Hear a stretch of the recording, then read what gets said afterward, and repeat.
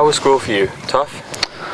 Yes, it was very tough because I went to a very threadbare school, kind of school that got some global attention for being one of the most brutal schools in the country.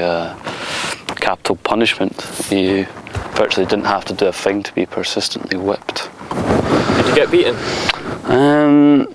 For some obscure reason, I always avoided it. I always thought they considered me too delicate to be caned. I constantly presumed, you know, if they caned me, I'd just disappear. But it really was that quite an absurd school in a working class. The only thing you could possibly do was woodwork, and obviously when they left school, you would go and work in a factory or something. There was no question of being artistic or reading books or anything about thinking about anything specific. I remember at one point, one instance, all the pupils were asked to write about their favourite book, and I chose to write about the dictionary. And I remember, you know, I was virtually expelled for being so obstreperous and perverse. So it was that kind of school, the kind of school that gave no scope for individuality. Did you have many friends among the other pupils? I did. I must say I did. I did seem to attract the more obscure element of the school, the kind of person that never had any friends. You know, the very lanky, bespectacled, spotty allure somehow attracted to me, and I found that quite interesting.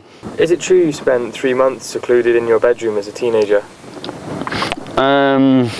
Much more than that, I'm sure. I do distinctly remember one period where I hardly left the room for a 3-month period. What were you doing in there? That's a good question.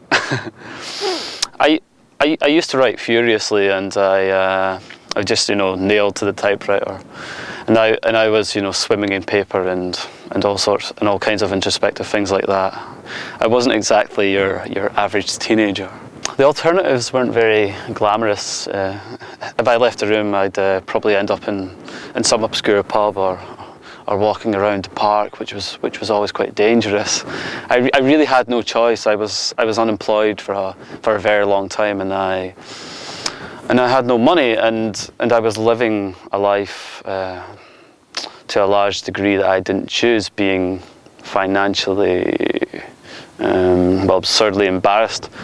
So it really seemed to me that I would never settle for second best in life. If I couldn't have exactly what I wanted, I'd have absolutely nothing.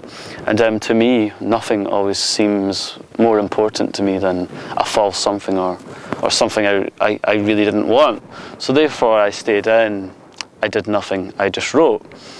I was determined if I couldn't have exactly what I wanted, that disappear into the woodwork. Obsessed with sex? Did you go through that period?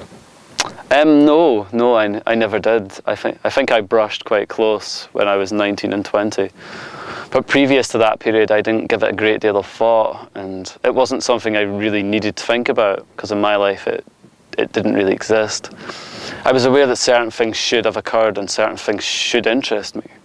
And I was aware of teenagers around me frolicking about and being incredibly inconsequential and free-thinking, which I never was.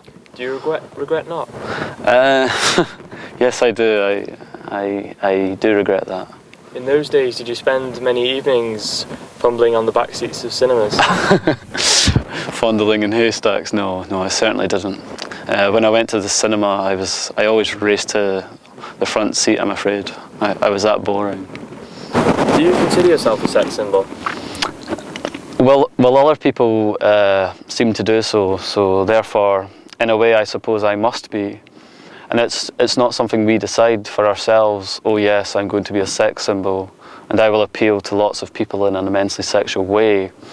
That's not something we decide. Other people decide it. And to some degree they have. I get letters saying, Morrissey, you're incredibly sexy, and of course I throw them away. You throw them away? No, I frame them. What do you do with them? Oh, I keep them all. I reply to them, take the phone numbers, etc. No, I don't. Being slightly flippant. Yes, I'm being incredibly flippant. How contrived is your public image? It's not in the least bit contrived, but it seems to me when you fall in the public eye, regardless of what you do, what you wear and what you say, it's construed as an image. I mean, you can wear no clothes at all and that can be seen as an image. So it's really quite inescapable, the whole thing, you know. One comes under the searchlights, the scorching searchlights, and everything that you do is an image. Well, foliage falling out of your back pocket, why do you do that? For very delicate reasons.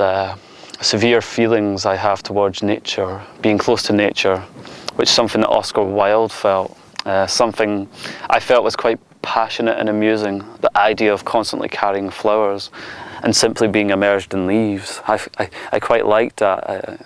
It was quite poetic. Image wet? They do. Some people do. I would say that more people don't. I think that people see me as quite delicate, which in the world of popular music and rock and roll, you know, is like an anthem, which the worst thing to be is delicate and not to be this big macho whatever. So then flowers or any kind of nature is just connected with total whimpery. So somehow I fall into that bracket. But I feel that I have other things that, you know, let me scramble out of the pit. Like what? Well, the words that I write, that's why I'm here. I'm not here to dissect insects or anything like that. I'm here principally because I write. Some of the lyrics you've written kick in the eye.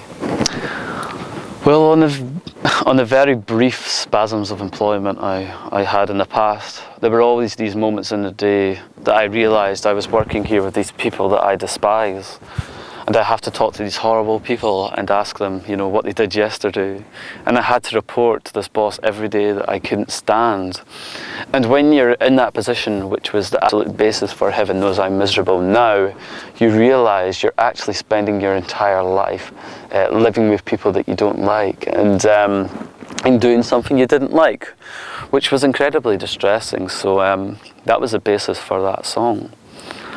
I mean, kick in the eye, I mean, literally sometimes, let's be perfectly honest, that sometimes we do get angry at people and we are not adverse to violence, which is terrible to say, but truth nonetheless.